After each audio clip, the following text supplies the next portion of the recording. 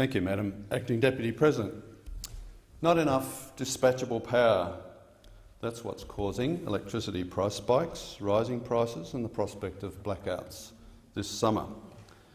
In case anyone did not accept this bleedingly obvious point, the Australian Energy Market Operator has recently pointed it out in a report to the government.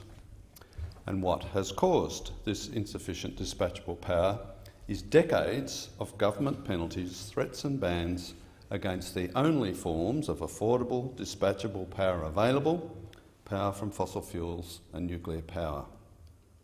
The Renewable Energy Target must be abolished. A guarantee against future carbon pricing must be provided to prospective investors in new coal-fired power stations, and the ban against nuclear power must be lifted. And to provide immediate relief, the GST on electricity, which is an essential service, must be removed. It sounds simple, and it is as simple as that.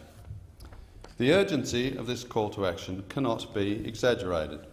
Price spikes, rising prices and blackouts are not just inconvenient.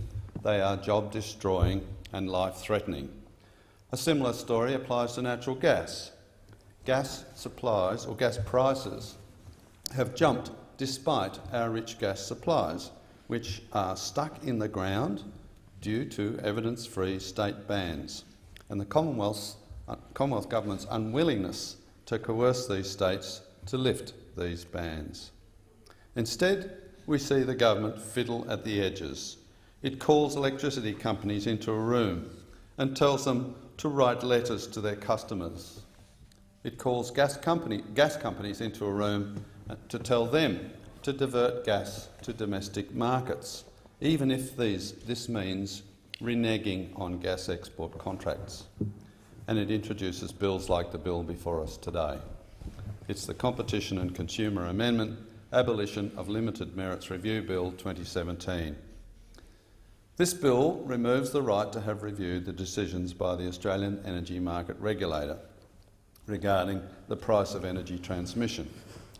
Prices for the service provided by electricity transmission lines and gas pipelines are decided by the Australian Energy Regulator and reviewable by the Australian Competition Tribunal.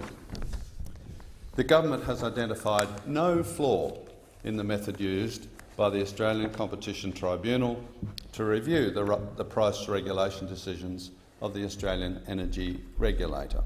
But because the Australian Competition Tribunal has, on occasion, ruled that the regulated transmission prices have been set too low, the government has decided to wipe out the avenue for review by the Australian Competition Tribunal.